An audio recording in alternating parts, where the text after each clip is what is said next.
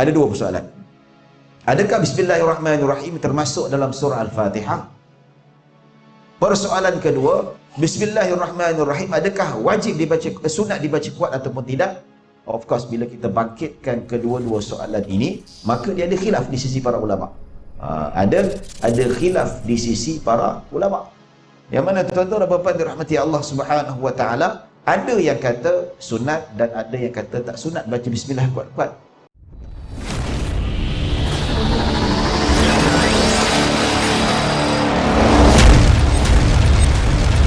Assalamualaikum warahmatullahi wabarakatuh. Alhamdulillah, alhamdulillah, syukur pada Allah Subhanahu wa taala atas nikmat segala dan limpahan kurniaan yang Allah Subhanahu wa taala berikan kepada kita. Dengan izinnya pada malam ini kita dapat berkumpul dan kita dapat berhimpun, dan kita masih diberi kesihatan. Cuma sekarang ni kita masih digemparkan dengan bilangan yang kata orang tu makin tinggi lah. Dia main 3 angka sekarang ni. Semalam 317, hari ni turun sikit 291. So kita keep on going dengan SOP kita. Macam biasa tuan-tuan, alhamdulillah kita jangan create kluster surau ataupun masjid. Biarlah ada orang nak kata apa sekalipun, SOP tetap SOP. Asalkan kita masih lagi dapat salat berjemaah dan kita dapat mengerjakan aktiviti-aktiviti dalaman di surau kita. Jadi tuan-tuan, minggu lepas, bulan lepas saya ceramah dekat Gombak. Ada jemaah masa lepas ceramah tu. Kalau Jaiz dah boleh ada jamuan. Lepas kuliah tu ada makan. Ya.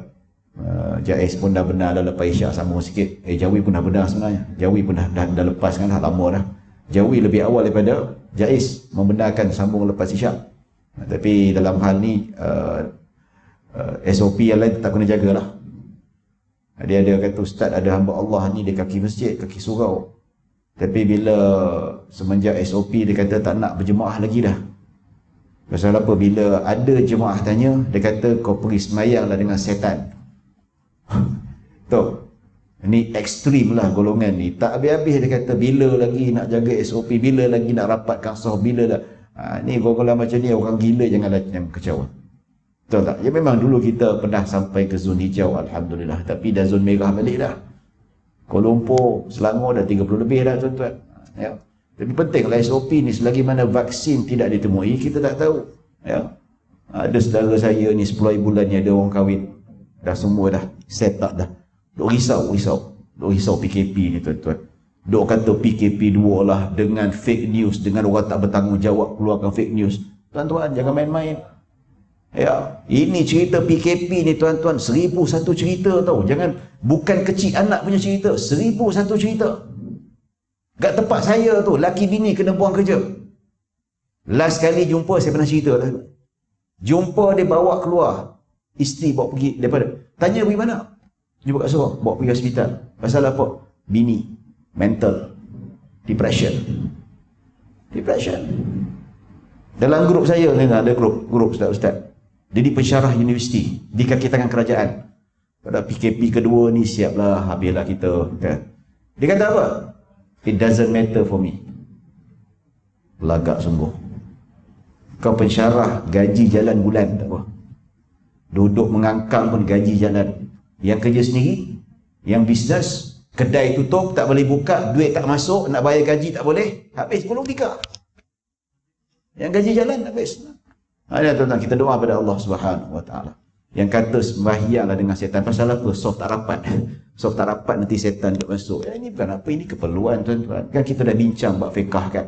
Keharusan tidak merapatkan soft, keharusan tidak bab kata orang menjarakkan soft ataupun tak meluruskan soft atas sebab tertentu. Atas keperluan tidak menjadi masalah. Sepakat mana-mana mazhab tuan-tuan. Saya dah rujuk dah. Apatah lagi mazhab Syafi'i. Banyak dalam kitab, ya, tak wajib menyempurnakan soft atas sebab alasan tertentu, insya-Allah lah. Atas sebab kita nak jaga nyawa kita, nak jaga diri kita, kita nak elakkan daripada orang lain terkena penyakit juga, mungkin kita membawakannya, wallahu a'lam. Jadi apa tuan-tuan? Penjarakan tu kena ada, insya-Allah Allah protect lah, tak adalah setan tu masuk. Kita mengharap je lah. Ini tak nak, biarlah dia tak nak sembahyang, kita nak sembahyang, tak apa. Kita tetap teruskan dengan SOP. Ya, kita tetap jaga kita jaga keharmonian kita. Insya-Allah, alhamdulillah, walaupun masih SOP, kita masih lagi boleh berjemaah. Kita boleh 5 waktu boleh solat Jumaat. Cukuplah kita sebulan lebih, hampir 2 bulan tak boleh solat Jumaat, tak boleh berjemaah. Kita rasa macam Allah tak seronok betul lah. Kita yang memang hati dah melekat dekat masjid, dekat surau ni, tiba-tiba rasa tertekan, tak boleh. Ya, kita dah biasa keluar pergi masjid, kita dah rasa macam benda ni amalan yang sudah lali dekat kita. Kita tak nak benda tu berlaku lagi sehingga menyebabkan kita tak rasa kemanisan ibadah itu sendiri. Tuan-tuan dan puan-puan dirahmati Allah Subhanahu wa taala. Ya. Jadi baru mukadimah lepas geram. Ya. Dah lepas ni tak ada mukadimah lagi dah. Kita terus masuk ke dalam kitab. Insya-Allah kita masuk pengajian kitab Umdatul Ahkam, yang mana bulan lepas minta maaf saya tak dapat hadir. Sebab apa, bulan lepas tuan saya 6 bulan 6 bulan. 6 bulan tu besok pukul 10 pagi saya viva PhD. So malam tu tak boleh tidur, saya nak study apa semua, minta maaf tak dapat datang. Alhamdulillah besok 7 hari bulan saya viva. Selepas berapa tempoh tu alhamdulillah saya lulus, alhamdulillah, dan diberi kejayaan lah dengan minor correction. Ini berkat doa tuan-tuan sekalian lah. Hari ni sampailah, insya-Allah tak ada apa-apa urusan, alhamdulillah. Insya-Allah saya datang dan kita akan sambung pengajian kitab Umdatul Ahkam, iaitu kita masuk hadis yang ke-100. Hadis yang ke-100, yang mana pada pengajian yang lalu ikut catatan saya kita sampai hadis yang ke-99. Baik, bismillahirrahmanirrahim. Qala al-musannif rahimahullahu taala wa nafa'ana bi wa bi ulumi fid dharain. An Anas bin Malik radhiyallahu anhu, daripada Anas bin Malik radhiyallahu anhu, anna Nabiy sallallahu alaihi wasallam wa Abu Bakr wa Umar radhiyallahu anhuma kanu yaftatihuna as-salata bilhamdulillahi rabbil alamin. Sesungguhnya Nabi sallallahu alaihi wasallam dan Abu Bakar dan Umar radhiyallahu anhuma, mereka memulakan salat dengan alhamdulillahi rabbil alamin. Ya, surah Al-Fatihah ayat kedua. Wa fi riwayah salaitu ma'a Abi Bakr wa Umar wa Uthman falam asma ahadan minhum yaqra'u bismillahirrahmanirrahim. Dalam riwayat lain, aku salat bersama Abu Bakar, Umar dan Uthman, maka aku tidak pernah mendengar salah seorang di antara mereka membaca bismillahirrahmanirrahim. Ni. Kita baca bismillah. Apa cerita ni? Nak apa mazhab kita ni? Tak ikut Abu Bakar, Umar dan tak ikut Rasulullah ke? Nanti kita bincangkan tuan-tuan. Wali Muslim salaitu khalfan Nabi sallallahu alaihi wasallam wa Abi Bakr wa Umar wa Uthman radhiyallahu anhum fakanu yaftatihuna as-salata bilhamdulillahi rabbil alamin la yadhkuruna bismillahirrahmanirrahim fi awal qira'atin wala fi akhiriha. Dalam riwayat Muslim, ya, Anas berkata, aku salat bersama Nabi dan Abu Bakar dan Umar dan Uthman radhiyallahu anhum. Mereka memulakan salat ataupun membuka salat dengan alhamdulillahi rabbil alamin, dan mereka tidak menyebut bismillahirrahmanirrahim daripada awal bacaan sehinggalah, bukan juga pada akhirnya juga. Ini. Ya, hadis ni kita masuk cerita tentang bacaan. Tentang bacaan bismillahirrahmanirrahim. Ya, persoalan yang ditimbulkan daripada hadis ini, yang Anas kata, aku salat di belakang Rasulullah sallallahu alaihi wasallam, Umar dan Uthman dan Abu Bakar, mereka tak baca bismillah. Dalam riwayat disebut alhamdulillahi rabbil alamin. Maksudnya seolah-olah macam Nabi sallallahu alaihi wasallam lepas takbir yang dah baca kuat tu, Nabi terus baca alhamdulillahi rabbil alamin. Jadi persoalannya sendiri sekarang ni ada dua persoalan. Adakah bismillahirrahmanirrahim termasuk dalam surah Al-Fatihah? Persoalan kedua, bismillahirrahmanirrahim adakah wajib dibaca, sunat dibaca kuat ataupun tidak? Of course, bila kita bangkitkan kedua-dua soalan ini, maka dia ada khilaf di sisi para ulama. Ada khilaf di sisi para ulama. Yang mana tuan-tuan dan puan-puan dirahmati Allah Subhanahu wa taala, ada yang kata sunat dan ada yang kata tak sunat baca bismillah kuat-kuat.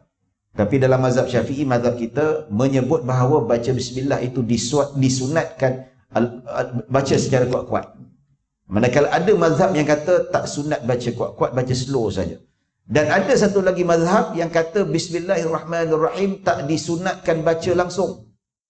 Ya. Pasal apa? Sebab diambil pada zahir hadis ni. Dan pendapat itu mengatakan bahawa Bismillahirrahmanirrahim ini bukan termasuk dalam surah Al-Fatihah. Baik. So, kita tahu ada dua mazhab bila kita berbicara tentang Bismillahirrahmanirrahim, adakah dia termasuk dalam surah Al-Fatihah ataupun tidak? Ada dua mazhab. Pertama, pendapat majoriti ulama, iaitu mazhab Syafi'i, Hanafi dan Hambali. Tiga-tiga mazhab ni Bismillahirrahmanirrahim adalah sebahagian daripada surah Al-Fatihah. Dalam Al-Quran ada surah Al-Fatihah, Nabi kata ada 7 ayat. Sepakat para ulama. So Bismillahirrahmanirrahim yang pertama adalah ayat pertama di sisi majoriti ulama termasuk mazhab Syafi'i. Maksudnya tak baca bismillah tak sah solat kita. Kecuali mazhab Hanafi. Mazhab Hanafi Fatihah tak wajib. Ni pening pada pula nanti. Macam mana dah ni? Cuma bab cerita Bismillahirrahmanirrahim termasuk Fatihah ataupun tidak? Ya, di sisi majoriti yes, termasuk mazhab Syafi'i. Satu lagi mazhab yang kata Bismillahirrahmanirrahim tidak termasuk dalam surah Al-Fatihah, iaitu mazhab Maliki. Ya. Bahkan bila salat tak perlu baca bismillah, slow ke, jahar ke, sir ke, tak perlu. Terus Allahu Akbar, Alhamdulillahi Rabbil Alamin, Ar-Rahmanir-Rahim. Kalau pergi di Maghribi, pergi kat belah-belah Maghribi tu yang mazhab Maliki, Tunisia, Allahu Akbar, doa iftitah pun tak ada. Terus Alhamdulillahi Rabbil Alamin, bismillah pun tak ada. Tapi kalau kita pergi dekat belah-belah Mekah tu, atau kita pergi dekat Masjid India yang mazhab Hanafi itu bismillah dibaca, tapi baca dengarlah ke telinga dia. Cuma kadang-kadang kita terdengar juga Bismillahirrahmanirrahim, Alhamdulillahi Rabbil Alamin. Dengarlah sebab mikrofon kan. Tapi Maliki tak ada. Allahu Akbar, Alhamdulillahi Rabbil Alamin. Kalau Syafi'i, Allahu Akbar, doa iftitah, Bismillahirrahmanirrahim, Alhamdulillahi Rabbil Alamin. Baik. Ya. Baik, kita dah tahu dah tentang perkiraan bismillah tu sama ada daripada surah Al-Fatihah ataupun tidak. Ada dua mazhab. Namun kedua-dua mazhab pendapat ini bersepakat surah Al-Fatihah ada 7 ayat berdasarkan hadis Nabi SAW, sab'ul mathani, 7 ayat surah Al-Fatihah ini. Baik, Bismillahirrahmanirrahim ayat pertama, Alhamdulillahirabbil alamin, kedua Ar-Rahmanir-Rahim, ketiga Maliki Yaumiddin, keempat Iyyaka na'budu wa iyyaka nasta'in, ihdinas siratal mustaqim, siratal ladzina an'amta 'alaihim ghairil maghdubi 'alaihim waladdallin. Amin. Itu mazhab kita biasalah. Ya. Mazhab Maliki pun 7 ayat juga. Jadi yang ketujuh mana? Kalau ikutkan bismillah dah buang tinggal 6. Mana lagi satu? Alhamdulillahirabbil alamin 1, Ar-Rahmanir Rahim 2, Maliki Yaumiddin 3, Iyyaka na'budu wa iyyaka nasta'in 4, ihdinas siratal mustaqim 5, siratal ladzina an'amta 'alaihim, stop. Itu 6. Ghairil maghdubi 'alaihim waladdallin. Itu 7. Dibagi 2. Yang ke-6 tu mazhab Maliki dibagi 2. Itu. Jadi kesemua mazhab setuju bahawa ia 7 ayat, cuma perkiraan itu berbeza. Baik, persoalan yang kedua pula tentang baca bismillah kuat tak kuat. Ini khilaf di kalangan para mazhab, iaitu mazhab Maliki kita nak tepi. Dia kata bismillah tak kira langsung dah. Cuma baca bismillah ketika salat maghrib, subuh dengan isyak, kena baca kuat-kuat tak? Mazhab Syafi'i baca kuat-kuat, disunatkan. Ya. Manakala mazhab Hambali dengan Hanafi kata disunatkan baca slow-slow. Dengar kat telinga sendiri saja. Bismillahirrahmanirrahim, Alhamdulillahi Rabbil Alamin. Macam tu. Okey? Baik, apakah hujahnya? Hujah Hanafi dengan Hambali inilah. Dia kata Nabi SAW membuka salat dengan Alhamdulillahi Rabbil Alamin. Maksudnya Nabi tak baca bismillah. Ya, tapi Imam Syafi'i jawab balik. Dia kata Alhamdulillahi Rabbil Alamin ini bukan maksudnya makna Nabi start terus buka dengan Alhamdulillahi Rabbil Alamin. Tetapi yang dimaksudkan di sini adalah surah Alhamdulillahi Rabbil Alamin. Pasal apa? Sebab zaman Nabi penamaan surah itu diambil pada awal ayat. Nabi kata baca Iqra, qul huwallahu ahad. Bukan suruh baca qul huwallahu ahad saja, baca surah Al-Ikhlas.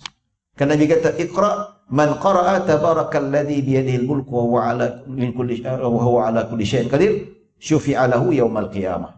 Ya. Nabi kata sesiapa yang baca tabarakalladzi biyadihil mulku wa huwa ala kulli syai'in qadir setiap malam, maka dia akan dapat syafaat pada hari akhirat dan juga mendapat pelepasan penyiksaan pada di dalam kubur. Nampak tak?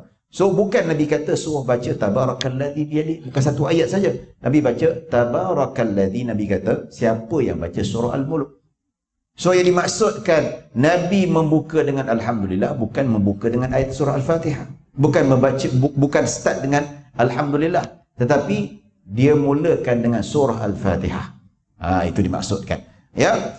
Manakala yang disebutkan bahawa Sayyidina Abu Bakar, Umar dan Rasulullah tidak membaca bismillah, terus baca alhamdulillahi rabbil alamin. Nah, ini ada riwayat Nabi buat macam tu.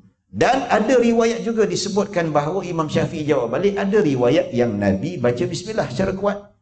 Buktinya apa? Dalam hadis yang diriwayatkan oleh Al-Imam Al-Bukhari rahimahullahu ta'ala, yang mana juga hadis daripada Anas bin Malik radhiyallahu anhu, mana ketika itu suila, ya, dia suila an kaifiyati qiraatin Nabi sallallahu alaihi wasallam, yang mana bagaimana cara Nabi sallallahu alaihi wasallam membaca surah Al-Fatihah ketika dalam salat. Apa jawab Anas? Okey, Nabi baca surah Al-Fatihah dalam salat, dia kata apa? Bismillahirrahmanirrahim. Alhamdulillahi rabbil alamin. Anas sendiri yang kata. Nabi ketika dalam salat, Nabi baca bismillah kuat-kuat. Ini hujah mazhab Al-Imam Asy-Syafi'i. Dan begitu juga soalan yang sama juga diajukan kepada Ummu Salamah, iaitu isteri Nabi SAW, apabila ditanya macam mana Nabi baca Al-Fatihah ketika dalam salat. Yang mana dikata kana yaqta'u qira'atan ayatan. Ya, kana yaqta'u qira'atahu ayatan. Dikata bahawa Ummu Salamah meriwayatkan Nabi SAW membaca surah Al-Fatihah, Nabi baca satu potong ayat. Bismillahirrahmanirrahim. Alhamdulillahi rabbil alamin. Nabi tak baca Bismillahirrahmanirrahim. Alhamdulillahi rabbil alamin. Arrahmanirrahim. Maliki yaumiddin. Iyyaka na'budu wa iyyaka nasta'in. Tetapi dalam hadis ni Ummu Salamah kata Bismillahirrahmanirrahim kuat-kuat, macam itulah Nabi baca. Maksudnya ada hadis yang menunjukkan bahawa Nabi baca bismillah kuat-kuat. Dan satu lagi riwayat juga daripada Abu Hurairah radhiyallahu anhu, ketika mana dia kata dia kata disifatkan ketika dia sembahyang Allahu Akbar jadi imam. Dan Abu Hurairah baca bismillah kuat-kuat. Bismillahirrahmanirrahim. Alhamdulillahi rabbil alamin. Dan lepas saja salat, beginilah aku salat, aku jadi imam ikut cara Nabi SAW. Dia kata macam tu. Di sini kata macam tu. Maksudnya Abu Hurairah pernah mendengar Nabi SAW membaca Bismillahirrahmanirrahim secara kuat. So ada 3 riwayat ini sudah cukup menjadi hujah dalam mazhab Syafi'i, disunatkan membaca Bismillahirrahmanirrahim secara kuat. Dalam masa yang sama kita nak nafikan macam mana yang baca bismillah slow-slow ni, kita tak nafikan. Ada riwayat, maksudnya ada dua-dua ada riwayat tuan-tuan. Ya, mungkin yang didengar oleh Anas bin Malik itu ada satu sudut yang mana Nabi tak baca bismillah, dan mengikut amalan Abu Bakar, Umar dan Uthman, mereka memilih tidak beramal dengan Bismillahirrahmanirrahim. Dan ada sahabat sendiri memilih untuk baca bismillah secara kuat. Maksudnya mereka beramal dengan satu riwayat yang lain. Dan begitu juga ada di kalangan Ibnu Abbas sendiri pun, di kalangan ahli keluarga Nabi sendiri pun, di kalangan tabi'in memilih riwayat yang baca bismillah. So dua-dua ada yang dilakukan oleh Nabi SAW. Cuma dalam konteks mazhab, mereka pilih mana yang lebih afdal.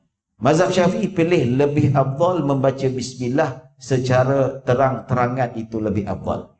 Yang mana ada mazhab pula mengatakan tak baca terang-terang, mereka memilih pendapat ataupun riwayat yang menyatakan Bismillahirrahmanirrahim dibaca secara slow, itu lebih afdal. Jadi ala kulli hal, kita tidak mentarjihkan. Saya tidak kata pendapat mazhab Syafi'i yang paling betul, tidak. Ya, ini khilaf di kalangan para ulama. Ya, maksudnya kita pergi tempat sana, kita raikan. Orang sini raikan pendapat sini. Macam apa Syekh Ahmad Budir, Imam Masjid Nabawi. tahun berapa ya, tahun tak silap saya tahun 2014 dia datang Malaysia. Masa tu COVID-19 tak ada lagi lah. Ya, datang ziarah. Masa tu saya kerja kat TV Al Hijrah. Dia sembahyang dekat masjid, jadi imam dekat masjid negara. Dia orang ni kalau dekat Saudi ni mazhab Hambali, bismillah baca slow-slow. Tapi bila jadi imam dekat Masjidil Haram, dekat masjid negara, solat Jumaat, dia baca bismillah kuat-kuat. Bismillahirrahmanirrahim. Alhamdulillahirabbil alamin. Lepas tu imam Masjidil Haram, Sudais bila datang ke Indonesia pun sama juga. Ada video lagi. Bila sembahyang dia baca bismillah kuat-kuat. Sebab apa? Dia menghormati mazhab Syafi'i dekat Indonesia tu. So ini harmoni, tidak menjadi masalah. Ya. Bila kita sebut tentang perkara ni tuan-tuan, ada satu gelombang kebangkitan anak-anak muda ni yang mana mereka ni ya semangat biasa, golongan yang kata konon cinta sunnah Nabi SAW. Tapi bila cinta sunnah Nabi, mereka tak menghormati khilaf. Dia kata, baca bismillahirrahmanirrahim kuat-kuat ni bukan sunnah Nabi. Dia kata itu bid'ah, sedangkan khilaf. Sedangkan mazhab Syafi'i kita tak kata dia lah paling betul, tidak. Tetapi sekurang-kurangnya ada sandaran. Ada hadis yang sahih yang disabitkan oleh Ummu Salamah, Anas bin Malik dan Abu Hurairah yang menyatakan ada riwayat secara jelas Nabi pernah membaca bismillah secara terang-terangan. So kita standpoint sebagai mazhab Syafi'i teruskan macam biasa, tidak menjadi masalah baca bismillahirrahmanirrahim terang-terangan tanpa kita rasa bersalah. Hadis ni kata Nabi tak baca bismillah, aku pula baca bismillah. Jangan takut, ada hadis lain. Dalam masa yang sama kita fikirkan bahawa ada riwayat lain yang mengatakan bahawa Nabi baca bismillah terang-terangan, dan dalam masa yang sama kita menghormati riwayat ataupun pendapat yang juga ada sabit daripada Nabi SAW tidak membaca bismillah secara terang-terangan. Jadi apa tuan-tuan? Sebab ada flexibility dalam amalan Nabi. Kadang-kadang Nabi buat macam ni dan kadang-kadang Nabi buat macam ni, nak menunjukkan keharusan. Boleh dilakukan kedua-duanya sekali. Dan banyak sekali amalan-amalan yang dilakukan oleh Nabi SAW. Kadang-kadang Nabi duduk tahiyat akhir, yang kebiasaan waktunya Nabi SAW duduk tahiyat akhir yang pernah saya bincangkan tuan-tuan, duduk yang dinamakan duduk tawarruk, duduk tahiyat akhir, yang mana punggung dekat tanah, dekat lantai, kaki kiri keluar, bawah kaki kanan. Itu kebanyakan. Dan ada riwayat Nabi solat 2 rakaat, Nabi duduk seperti tahiyat awal. Nampak? Ya, dua-dua Nabi buat. Tapi mana lebih afdal lah di sini ulama bincang. Lebih afdal of course duduk yang mana biasa kita buat. Maksudnya dalam sebahagian amalan ataupun ibadah Nabi tak konsisten pada satu amalan saja. Kadang-kadang Nabi tukar. Kadang-kadang Nabi ubah. Nampak tak? Kadang-kadang Nabi begini dan begitu. Ya. Sebab itu kalau kita tengok dalam seni Nabi mengangkat tangan ketika takbir, ada riwayat Nabi angkat tangan paras bahu. Ada riwayat Nabi angkat tangan paras telinga. Nampak? So ada pendapat mengatakan Nabi tukar-tukar, kadang-kadang paras bahu dan kadang-kadang paras telinga. Maksudnya flexibility. Kadang-kadang Nabi buat macam ni, kadang-kadang Nabi buat macam ni. Nampak? Maksudnya nak pilih mana satu tidak menjadi masalah. Tapi mazhab Syafi'i lebih menghimpunkan kedua-duanya sekali. Dan begitu juga dalam riwayat bagaimana Nabi SAW lakukan ketika nak sujud. Bila nak sujud daripada rakaat, nak turun terus sujud yang pertama tu, ada riwayat Nabi turun lutut dulu. Lutut landing dulu. Dan ada riwayat Nabi SAW tangan landing dulu. So orang kata, ustaz mana yang sunat? Kalau dalam mazhab Syafi'i, Imam Syafi'i memilih lutut turun dulu. Walaupun ada riwayat Nabi pernah tangan turun dulu. Imam Syafi'i ada hujah dia lah. Ya, pertama antaranya kebanyakan sahabat memilih lutut turun dulu. Tapi tak dinafikan juga ada mazhab yang pilih tangan turun dulu. So, dua-dua Nabi buat. Cuma, mana lebih afdal? Khilaf. Ya, macam saya mazhab Syafi'i, saya ikut mazhab Syafi'i lah. Cuma kalau ada di kalangan kita macam lutut sakit ke, dia tak boleh lutut landing dulu ke, tangan dulu ke, ataupun dia sengaja nak memilih pendapat yang mengatakan tangan turun dulu, silakan, no problem at all. Benda khilaf, tak ada masalah. Ya, jangan duk gaduh-gaduh. Ada satu tempat tu duk gaduh-gaduh ya. Dia kata tangan turun dulu. Yang kelompok lain dia kata tak, lutut turun dulu. Duk bergaduh-bergaduh, lalu jumpa satu syekh ni supaya dia jadi hakim. Syekh, mana satu yang lebih afdal? Lutut turun dulu ke tangan turun dulu? Maka syekh kata lantak hang lah. Hang nak turun kepala nak landing kepala dulu pun lantak hang lah, tak ada masalah, tetap sah juga. Ya, cuba pakat-pakat lepas ni kita buat tuan-tuan. Boleh tak? Kita jangan buat lutut dulu, jangan tangan dulu, kita kepala turun dulu. Boleh tak? Kepala dulu, bawalah lutut, bawa tangan, ataupun tangan dulu. Boleh tak try? Ya. Tapi saya tak nak buat lah tuan-tuan. Duk pengsan, kepala benjol macam mana. Jadi kita harmonikan dalam keadaan macam tu. Ya tuan-tuan dan puan-puan dirahmati Allah Subhanahu wa taala. Jadi bila kita sebut tentang perkara ini tuan-tuan, tentang baca bismillah kuat ataupun tidak adalah khilaf di sisi para ulama. Ada yang mengatakan bismillah bukan ataupun tidak termasuk dalam surah Al-Fatihah. Dan kedua, khilaf antara tentang bacaan kuat ataupun slow. Tapi mazhab Syafi'i ada sisi di mana yang mana menyatakan bahawa ada hadis lain yang disebutkan dalam hadis-hadis yang diriwayatkan oleh 3 orang sahabat yang bahawa Nabi ada ketika solat Nabi membaca Bismillahirrahmanirrahim secara kuat, ya. Baik tuan-tuan dan puan-puan dirahmati Allah Akbar. Allah Subhanahu wa taala. Isyak berapa ya? Sebab surau ni kata berhenti, azan kena berhenti ya. 8 suku. Wah ni. Ni kalau sambung satu lagi hadis tu panjang tuan-tuan, seriously panjang. Ni paling tak mau kita memerlukan apa ya. Jadi tuan-tuan dan puan-puan dirahmati Allah Subhanahu wa taala. Jadi bismillahirrahmanirrahim, kita sambung sedikit tentang bacaan bismillahirrahmanirrahim sementara kita nak tunggu azan ya. Saya sengaja tak masuk satu hadis sebab dia panjang nanti kita kena hormat keputusan surau, azan kena berhenti. So kita kena hormati.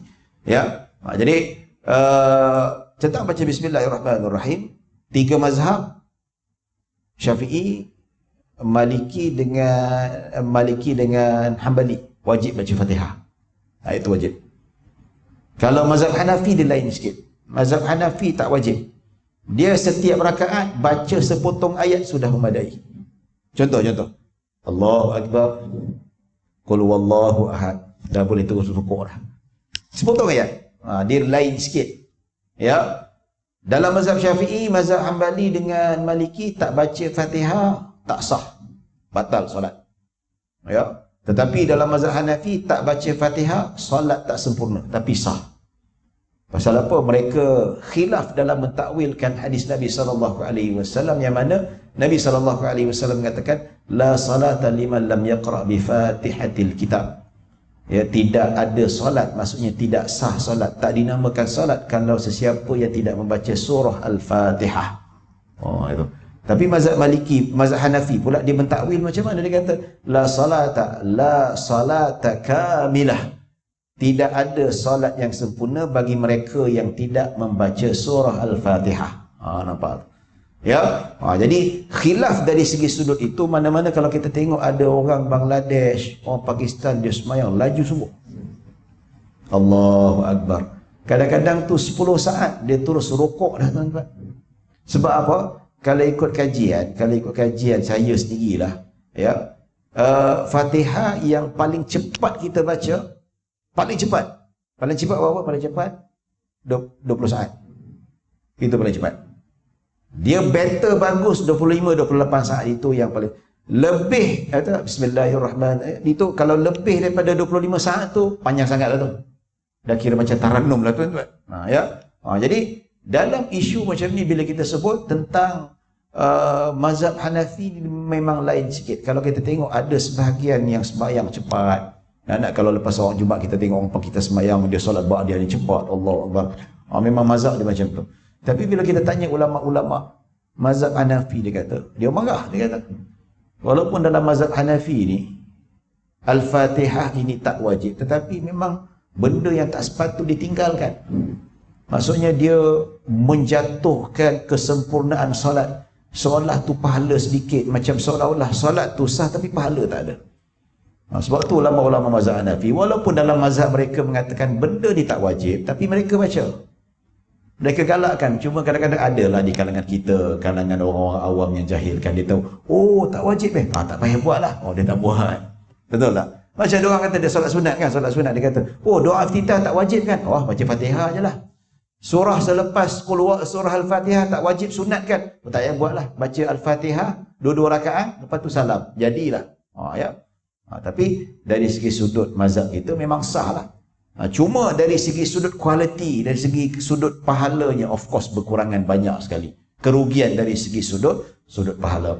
Dan begitu juga bila kita sebut tentang berkaitan dengan membaca Al-Fatihah pada setiap rakaat. Ya, semua mazhab, iaitu mazhab jumhur, Syafi'i, Maliki dengan Hanbali kata wajib baca Al-Fatihah pada setiap rakaat. Tapi mazhab Maliki dengan Hanbali dikata tak wajib baca Fatihah yang mana surah Al-Fatihah dibaca oleh imam secara kuat. Macam Isyak ni kan kita sembahyang 2 rakaat pertama imam akan baca Fatihah secara jelas. Bismillahirrahmanirrahim. Okey, 2 rakaat pertama tu mazhab Maliki dengan Hanbali kata tak wajib baca Fatihah. Kita dengar je macam tu. Ya, tapi kalau mazhab Syafi'i tetap juga membaca Al-Fatihah. Pasal apa? Dalilnya adalah ada dalilnya. Dalil pasal apa? Satu orang Nabi sembahyang Allahu Akbar. Tiba-tiba Nabi diganggu oleh bacaan sahabat yang lain. Nabi terganggu lah. Nabi manusia biasa, talabbus. Terganggu dengan bacaan. Sehingga Nabi nak baca Al-Quran pun terganggu. Nampak? Lepas sembahyang Nabi kata, apa kamu baca? Nabi kata, jangan kamu baca selain daripada Ummul Kitab. Maksudnya imam baca, walaupun imam baca surah panjang-panjang ke apa, ke selepas Fatihah, kamu jangan ikut baca. Jangan tambah dengan surah, cukup kamu baca surah Al-Fatihah saja, sudah memadai. Ini dalil mazhab Syafi'i lah, walaupun imam dah baca surah Al-Fatihah, maka wajib juga kita baca Fatihah. So, nak baca bila? Adakah baca sebelum ke selepas? Baca disunatkan selepas imam membaca surah Al-Fatihah. Pasal apa? Kita disunatkan mendengar bacaan tu. Mendengar bacaan, kita dapat pahala. Ya. Tapi kalau kita nak baca boleh tak awal-awal? Kan? Ada orang dia baca sebelum Fatihah, dia baca dah. Bismillahirrahmanirrahim. Boleh, tak ada masalah. Ataupun dia nak baca serentak dengan imam. Bismillahirrahmanirrahim. Ikut tak ikut? Boleh tak? Dikira sah juga. Tapi bukan afdal. Afdal, selepas imam membaca Fatihah, kita pun membaca Fatihah. Pasal apa? Dapat 2 pahala. Kita mendengar dan kita membaca selepas itu. Mendengar pahala membaca Al-Quran dan pahala membaca Al-Quran. Dan kemudian kita mendengar pula surah selepas Al-Quran, maka kita mendapat pahala juga mendengar Al-Quran lagi. Ya. Baik tuan-tuan dan puan-puan yang dirahmati Allah Subhanahu Wa Taala. Baik, setakat itu saja yang dapat saya sampaikan. Mudah-mudahan kita mendapat manfaat. Insya-Allah masuk. Mohon maaf kalau ada salah silap, kalau ada kekurangan, yang baik hanya daripada Allah Subhanahu Wa Taala. Kurangan kesilapan datang daripada diri saya sendiri. Aku qauli hadza wa astaghfirullahaladzim li wa lakum. Minta maaf. Saya minta maaf tadi cerita marah sikit. Siapa penyokong politik, minta maaf lah. Yang parti sana, parti sini, saya tak address kat mana-mana parti.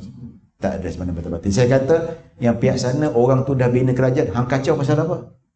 Bila kang kacau, dia pula bubarkan parlimen. Janganlah kacau. Yang sana pula pergi bubarkan parlimen. Ini jadi macam kita marah. Sesiapa saja parti politik mana-mana kita marah. Tak kira ya. So, yang terkecil hati ke, saya tak address mana-mana parti politik. Maksudnya kita tak nak. Sebab kita orang lain yang susah. Wallahu alam. Mohon maaf, yang baik hanya daripada Allah Subhanahu Wa Taala. Kurangan kesilapan datang daripada diri saya sendiri. Aku qauli hadza wa astaghfirullahaladzim li wa lakum wa lisairil muslimina wal muslimat wal mu'minina wal mu'minat. Bismillahirrahmanirrahim. Allahumma ij'al jam'ana hadza jam'an marhuma wa tafarruqana min ba'di tafarruqan ma'suma. Allahumma la tada' fi maqamina hadza man la ghafarta wa la hamman illa farajta wa la dajil la qadaita wa la maridan illa shafaita wa la hajata min hawaij dunya wal akhirati illa qadaitaha ya rabbal alamin. Sallallahu ala sayyidina Muhammadin wa ala alihi wasallam. Alhamdulillah rabbil alamin. Assalamu alaikum warahmatullahi wabarakatuh.